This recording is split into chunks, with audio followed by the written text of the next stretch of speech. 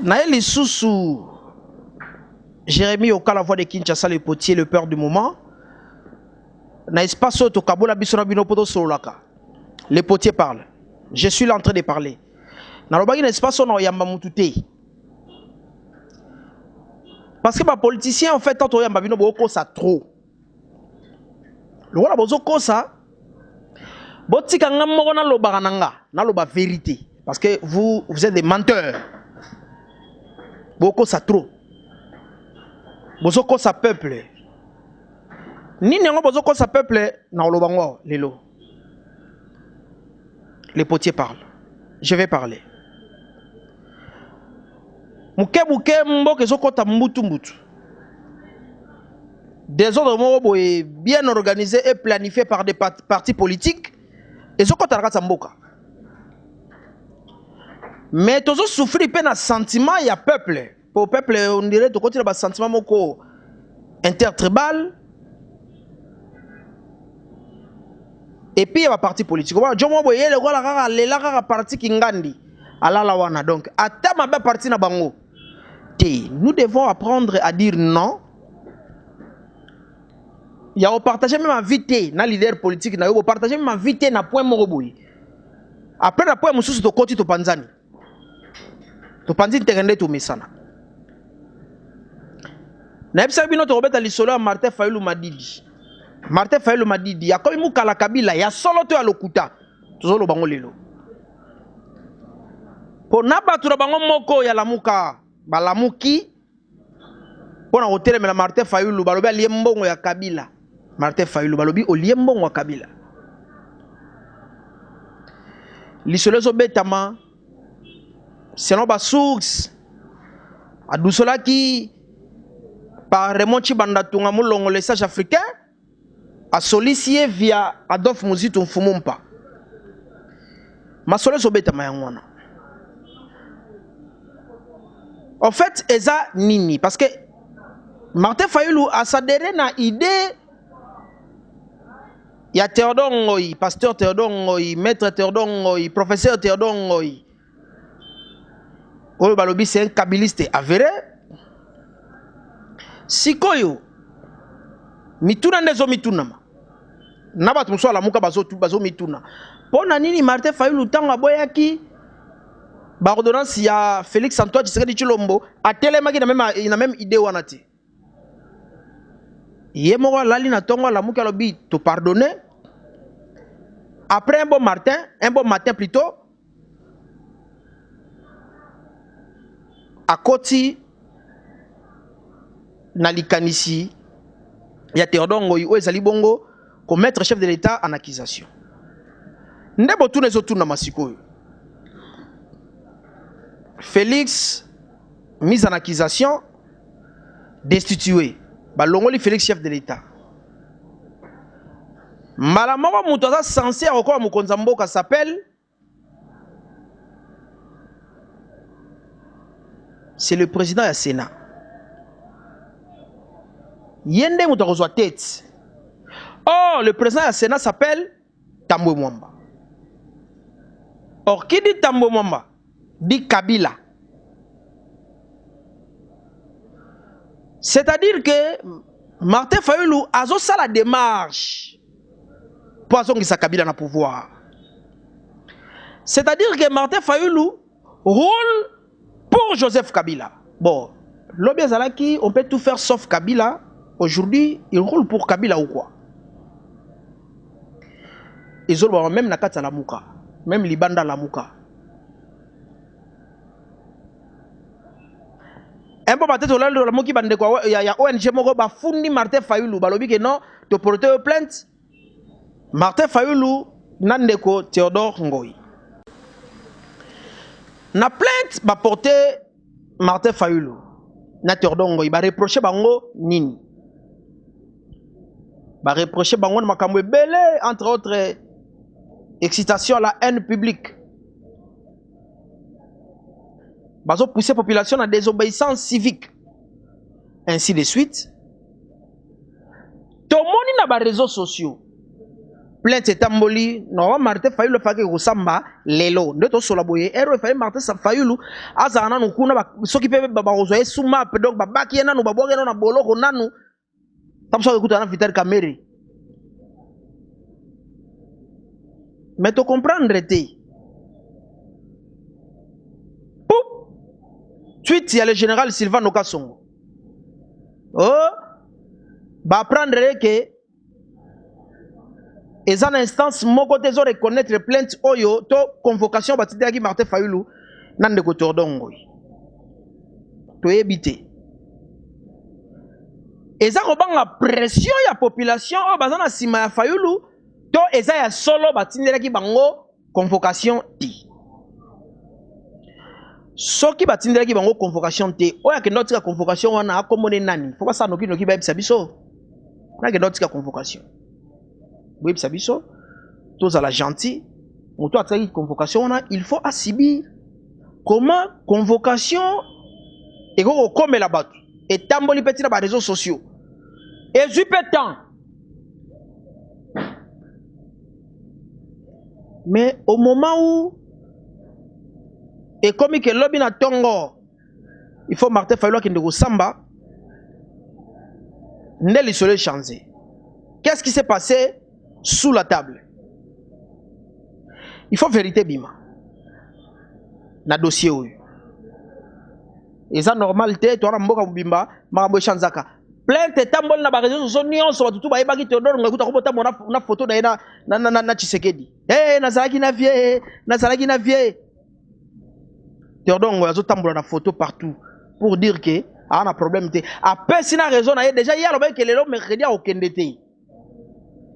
Abia okendete ana problème santé mais na Théodore yoki bien aoki so na oki passe problème santé sili pour la minute Théodore ida na ba na problème santé et na okende jeudi na kenon hôpital mais lelo déjà Théodore est déjà tweeté pour dire que a porté plainte contre Muto afunda qui est pour plainte et convocation batindira qui est authenticité wala santé comme bien bo sera na justice état de droit kitoko état de droit elengi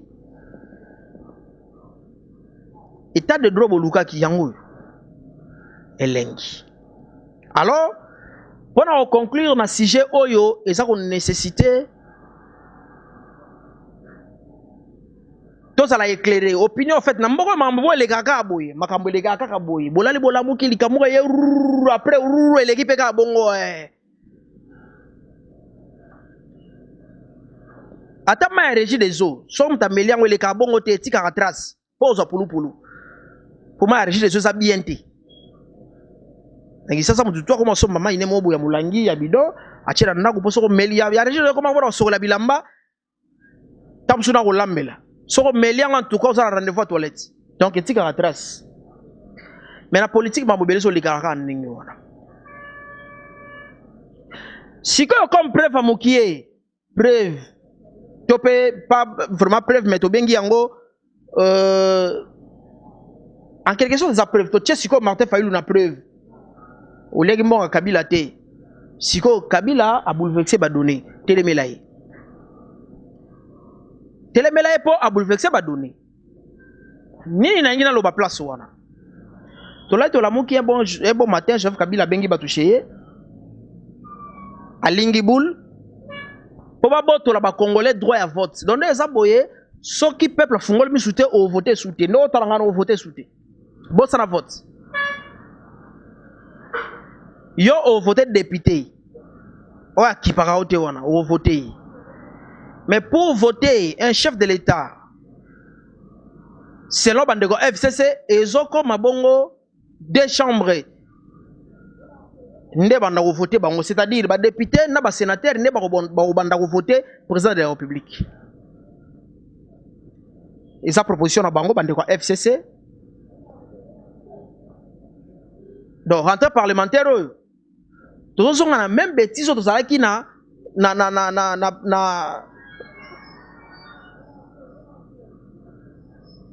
même makambo yo toto ko leka awa avant ba vacances oyo ezalaki kaka après plénière malonda to boy sikoyo ba député ba vota bino eza ba parti politique tous les peuple. Bon, ça la gentil. Bon, ça va tembela simandako. Bon, ça va soso mboka na campagne électorale. Soso mboka yake na musikate ali aka pembe na ndako. Mais ceux qui vont voter yo, le soso mboka, je suis député. Je suis quand même élu hein. Na on a fait dans mon bois sila ya no ba j'étais élu le même jour que le chef de l'État. Joseph Kabila, on m'a voté le même jour avec Joseph Kabila. A comment danger le bena sila on pépé. Ba député bo comme danger pour nini na yeba te comme danger pour nini député yo ngobi comme ça danger pour nini pour muta voter yo yé wana zo saboter yango belé bazo sila. Moi je salue quand même celui qu'on appelle Eliezer Tambwempo Charmant azo bunda na idéologie na wana ya pesa sourire na baninga ndeko Eliezer azo bunda na idéologie na ya pesa sourire na baninga. Il y a belé zate mais moi beki au pesivadio. Moi chez Hollande au pesivadio. Et ok ne muke muke. Le badepta on félicité boza mukie. Vient abiso ne malé maléon oso bunda bien. Jinon ne malé ma pas so bunda bien. Boza mukie. O bo bunda bien nazo lela Mike Mukeba imabe. Boza mukie o bozo bunda bien. Mais il faut saluer aussi le professeur Godet Mpoyi, le président de l'Assemblée provinciale. Voilà un exemple à suivre. Tu as pour député bongo. Mais na mboka soko ba député bien bo muke tande na tangi muke. Obi muke. Ebele beaucoup raté. Les 15 rentrées parlementaires, bozo zonga lisusu kaka na ba jia okende ko pona ba avantage et ba parti politique. Pour boto la biso droit ya vote. Na beleli yango lelo tokoloba yango pe tokotelema tokomobiliser ki sasa oyo eloko ane ko lekati. Donc tolali tolamuki jomo boye awuti soki wapi. Oh papa nga bebse mona na campagne électorale nga fo pelenga pale na jeep o tienga 50,000 nga na tiena poche sore zate na voter oti. Oh so ekoma na ekoma ke bango nesko tozuka bato yo bayaka pona ko nginda. Era sala campagne électorale akaba ba 2000. Mais va vous dire que nga pona comme député j'ai dépensé 100 000 là, j'ai dépensé 100 000 $. Mais hôtel ayo, hôtel oboy 100 000. Et bandeliti suka no kangise lango nanu avant comme député yebaniti. Pour député on a 100 000, tu vas faire on a balongo ba député lelo ba ko defa ba 50 000 pour passer la chaîne à télévision. Ari defa ba opia pété. Ba souffrir. 100 000 au lota yango wapi. Mais comment luka on a mis Congo ya ba candidat sénateur. Donc mboke zo kende bien te. Nazo zelana mona pe député moko ya FCC. Alors non na Joseph Kabila pona lisolo yo. Po boza je salue Mike Mukeba ozan noko. Parce que leader na yo Martin Fayulu alobi likambo moné oza contre yango ozui courage a koloba na ye ke oza contre. Jean-Jacques Mamba. Tanga mona ki ba leader na ye la muka entre autres Martin Fayulu azo mabango na lisolo tribalisme. Jean-Jacques Mamba lobi yemora lobela bon Jean-Jacques Mamba loba oyebisa kende. Je suis de la Mouka. Il est arrivé un certain moment qu'il y a eu des velléités tribalistes. Moi, je suis du Kasaï, de père et de mère. Il y avait quelques personnes dans notre entourage de la Mouka qui, lorsqu'il y avait des meetings, criaient Moro Balouba. Je suis le seul qui a dit à M. Fayulu, à l'époque, le président Fayulu, que M. Fayulu, officiellement, je lui ai écouté, si vous laissez ce genre de comportement se développer autour de nous, ça ne va pas fonctionner. Vous devez vous en distancer. Savez-vous combien de réprimandes, y compris dans mon parti, j'ai reçu? Bolandi, Jean-Jacques Mamba yemoko ayebisiye que turokota na ba guerre tribale te na kati ya parti politique. Malgré ba conséquences nyoso to ba attaque nyoso ekomela ki mais il faut qu'on ait courage à koloba non. Je veux voir aussi un député, il y a FCC alobi non pour na likambo parce que peuple n'a pas le droit de voter. Il y a président de la République. Il faut peuple voter yo. Sinon tu président moi okota na. Je me dis maintenant un chef de l'État élu na ba sénateur na ba député est-ce que ba opesa ye pouvoir ya ko dissoudre le parlement sur esimbité monique est commis sans épargne et commis sans épargne donc na lingina mona ba député ya FCC bino moko na nubotela ba taliboso bolo ba non na eloko wana avant et comme peuple pour makambo yo tozonga sunu makambo salisa marche yanga na boya likobli sur la coronavirus pour marche stamina kisasa awa soki ya solo corona on ezalaki ndeki sasa mombezaki atin malonda kaka malonda ba tala ba marche salami FCP na tourna ye aya beti marche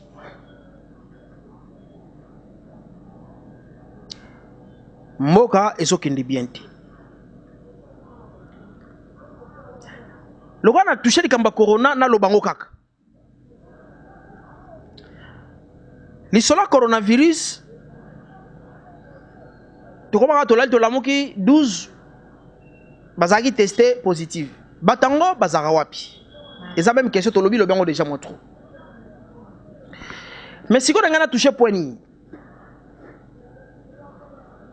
biso toyebi toyoka masolo ke mboko mo eya pona bamambo ba corona et tout mais lelo pona o sala test ya corona eza payant c'est $30 corona mokili mobimba ezobimisela yango mbongo ezotelemela yango mais c'est payant et c'est trop cher $30 en entendant eza pe na bato ebele oyo bazolela moto azolinga voyager. Et comme il est exigé, il faut que ça était à santé par rapport à Covid-19 ou pas pour que ça va frontière. Mais besoin de belo à sali test une semaine et bimaraté. Mais chaque jour, et ça va lundi. Et ça va tester bango puis baza atteint.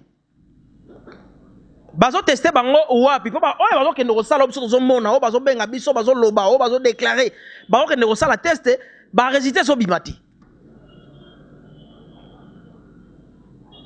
mais rapport au bochaka wana euta wapi rapport wana euta wapi to za la gentil rapport wana euta wapi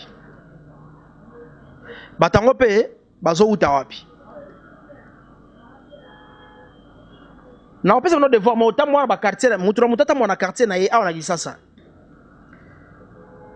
banda otuna batu combien de personnes basali déjà testé ya covid ba muke bazate omona ke muke mais on nombre ya bato ba comme déjà atteint na nombre ya bato basali testé ko kité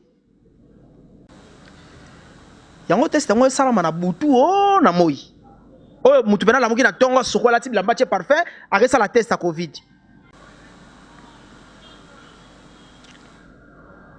Finalement, maman peut zoyer banate et comme il y a un nengo.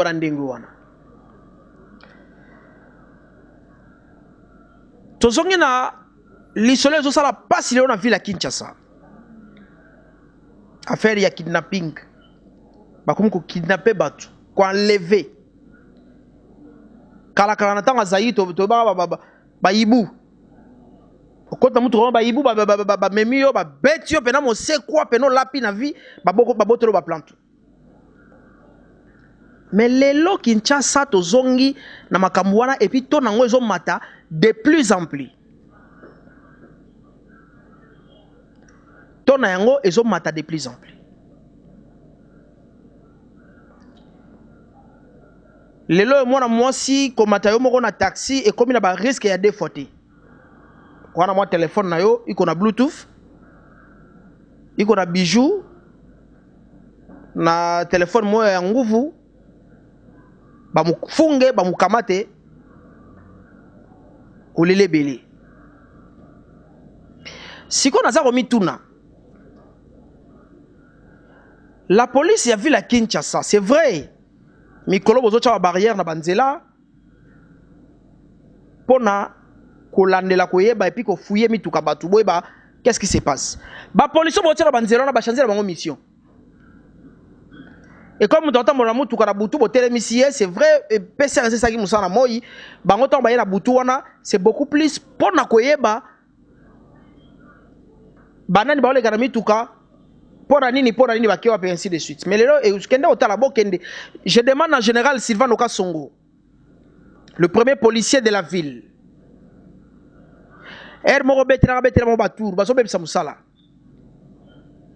Mission eza mususu sur terrain ba komosa ba mususu. Ba terem simutuka carte rose permis de conduire. Olakisi yango autorisation de transport. Ça dit ba même ka place mo faut bango ba lia 100 francs. Et l'ongwe objectif à retia batu na sécurité. Mais comme il cop pour la policier. Ngana ko mampia kate tiens mo pandi peut-être sur 3 bières. Si go 3 bières bona projet ça la barre Tony.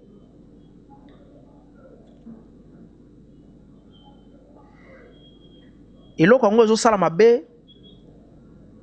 c'est embêtant et c'est fatigant. En tout cas, la police, il faut avoir responsabilité la bino en main. Ministère de l'Intérieur, il faut tellement. Ministre de l'Intérieur, oyebi tangu mwana mboka Emmanuel Ramazani Shadala azaki ministre de l'Intérieur, ezaki ne mususwa. Il était autoritaire. Et puis abandai kozala, ane kozala effort ya kozala au courant ya tout. Et il communiquait aussi bien. Donc, Kinshasa, insécurité et koli loko la mayebo. Moi, sur ma site, au mati taxi yomoko. En tout cas, on a la chance ya ole lebele. Pour ba komi ko lever ba tuloko la problème sur bikamba ba ketcho. Ils ont enlevé na Kinshasa insécurité côté makasi. Donc le comme il vraiment son moto. Ou bien tambola no makolo, makasi na pas fait mouchoir. Nanguba. Pour so beta nguba no nzela, wana mo téléphone oche mo casque na lito zo nzembo, na lito imoko. Oli nguba. Male mboko mandako. Mais comme mataba taxi catch et comme na ba risque belé.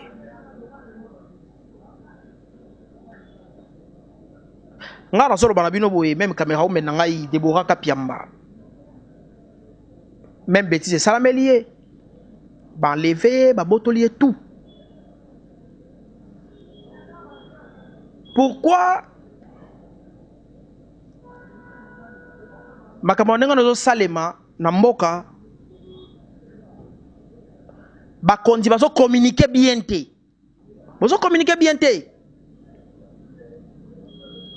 Kinshasa n'a pas sa paix. Peuple n'a pas sa kimia. Tu as vu que déjà que bossa il a peuple l'ôté. On a déjà la sécurité bossa la peuple et l'ôté. Botiki peuple abunda yemongo. Mais bon PC ne fils que paix. Paix du cœur, sécurité, c'est le plus important.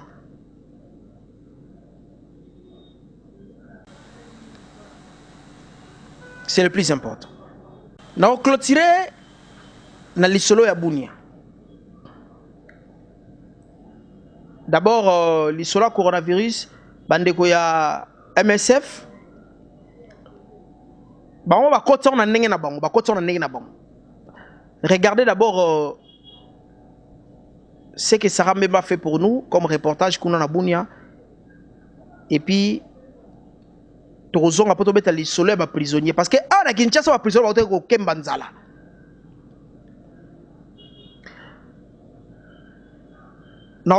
Prisonnier. Il est au cœur de la mission sociale des MSF de fournir un soutien médical en réponse à des urgences telles qu'une épidémie. Cependant, la province de l'Ituri, longtemps épargnée, fait aujourd'hui face à une augmentation de nombreux cas confirmés et décès ainsi qu'une moyenne de 300 alertes par jour. Une situation plutôt alarmante, raison pour laquelle MSF a été face au Chevalier de la Plume au cours d'un café de presse organisé ce mardi à Bunia pour parler des activités liées liées au Covid-19. Les responsables de MSF ont exposé près d'une heure à tour de rôle pour expliquer qu'ils appuient depuis le mois de mars la réponse médicale organisée par les autorités sanitaires contre la propagation. Signalons que MSF, comme une organisation non gouvernementale, agit en toute indépendance, impartialité et neutralité dans les zones d'intervention. Si je prends par exemple le centre de traitement de Covid de Bougnan, depuis que nous l'avons mise en place à partir du mois de juillet jusqu'à aujourd'hui, nous avons admis dans le centre de traitement 20 patients, n'est-ce pas, dont certains ont été confirmés positifs, d'autres pris en charge sur la base, n'est-ce pas, des critères de définition des cas de Covid. Et aujourd'hui, nous avons enregistré un cas de décès sur un cas qui était trop sévère. Je crois que l'ensemble de nos interventions ont porté fruit, ont porté de l'impact. La seule difficulté, n'est-ce pas, que nous avons, c'est, n'est-ce pas, l'approvisionnement régulier en termes de tests Covid pour nous permettre de confirmer la positivité au nom d'un cas et de pouvoir asseoir notre décision thérapeutique et de suivi efficace pour pouvoir mener à bien la lutte. Voilà. C'est ça commentaire parce que ça va expliquer nyoso kuna. Si quand tozongi na lisolo ya ba prisonnier na auto robeta lisolo awa ba uti ba ndeko so baza na prison awa baza ko souffrir. Ne oranga ina bisa bino na mboka nyonso. Ba privaka mutu liberté. Mais ba privaka mutu kolia te. Nzale koti na prison makala, je remercie d'abord honorable Junior Nembalemba, yena partenaire nae Abedachou, o ba maki ba conteneur pena ya ba loso biloko ebele ba kenda tika na prison pour bandeko bali ya kitoko. Imagine toi siko na Kinshasa déjà prison centrale ya Makala et koti nzala. Siko na ba province mso ozandenge nini. Botala na Bunia nini population et Kalemba pesa biso image wana ndenge e bamona ndenge nini bato bazo tala ndenge bato bakondi kolia ya pasi talo kwa ndeko boye baochele e biloko na elamba c'est-à-dire ozo elamba no ya nzoto ochie bachelo biloko omemi yango po olia, c'est-à-dire population eza ko souffrir na ndenge ko sakarati toyoka mawa ya peuple. Toyoka mawa ya peuple. Toi, on a un reportage en Mosiko. Faute de récipients, cet homme fait comme il peut pour récupérer un peu de nourriture. Ici, dans cette prison de Bunia, au nord-est de la République démocratique du Congo, les prisonniers sont affamés. 2 détenus sont morts de faim cette semaine, 17 sont décédés ces 5 derniers mois. On vit mal, on dort mal, on ne prend pas soin de notre santé et on ne mange pas. Seulement 2 cuillerées de bouillie par personne. Aujourd'hui, on a de la chance, on a eu du riz. Ce jour-là, l'église adventiste est en effet venue apporter son aide et distribue un peu de nourriture aux prisonniers. Certains mangent dans des sacs plastiques. Face à l'urgence de la situation, l'établissement en appelle à l'État. Les autorités congolaises versent habituellement des subventions destinées à l'achat de denrées alimentaires. Mais selon le directeur de la prison, pas un centime ne lui aurait été attribué depuis le début de l'année. Au jour d'aujourd'hui, nous comptons 1364 détenus, c'est trop. Et le plus grand problème qui est le deuxième, c'est le problème de pénurie alimentaire qui fait surface au niveau de la prison centrale de Bunia. La prison déborde, elle accueille presque 6 fois plus de détenus que prévu. Entassés les uns sur les autres, les prisonniers écoutent la prédication du pasteur. La foi, leur seul remède à la douleur. Ezapasi na mawa. Namboka na biso commission muta komine ministre. Eza occasion ya kongindisa famille na ye. Eza occasion ya komisa la danger ya komisa nzambe. Yango nazo benda peuple congolais matoi na pince. Toyeba keloko yo. Les politiciens balingaka biso te ba politiciens mona koyo. Balingi ba congolais te. Alingi yo te na bolingo yo te pe na tina na ote. Bazali ko instrumentaliser bino po bango ba koma na ba poste minene. D'où il faut koyeba ko sala choix. Il faut koyeba nani nde nani pona nini pe alingi nini eloko wana fo mituna yango nasengi deja na mutu nyonso telema lokola mutu moko pona koboya deja koloba non na oyo ezali instrumentalisation ya peuple surtout na likambo oyo bangi babotola bino lisusu droit ya kovote et comme président ya bavotaka ye na Sénat na Assemblée nationale basangani na Congrès bavote chef de l'État eloko wana biso toloba non sur yango. C'était le potier parle na solo na bino ezaki juste pona koya kofunda bapoliticien oyo baotambwisa baokenda biso mabe na funda bango pa peuple toyebaka déjà ndeni mboka ezotambola. Alors tokutana no mbala nsima mais faut retenir eloko moko omoni kaso na tiaka deuxième kiti po politicien ya koloba nyonso tolobi awa baza ba espera lokuta yo kanda bando balula makambo azobalola makambo rendez-vous ya biso na baona la voix de Kinshasa toswana kuna awa ngai kaka kopanza nteke wewe oyina ngai ni ngai ya pe normal mutu mota sawana mokipo balinga kaka na batu nyonso soki kutu mosumu kibameme na paradis ba yebise pe moni nzambe mosumu kaloba bena onde nzambe siko satan za côté ni parce que objectif na ezaki satan ezaki nzambe te bato baboya vérité eza normal bofinga ba ope balula vérité toaka na posa ba commentaire na bino maintenant pona muto kopesa biso information to kopesa vie na yo yo bo banonzo doté o se déplacer comme atitié par na biso te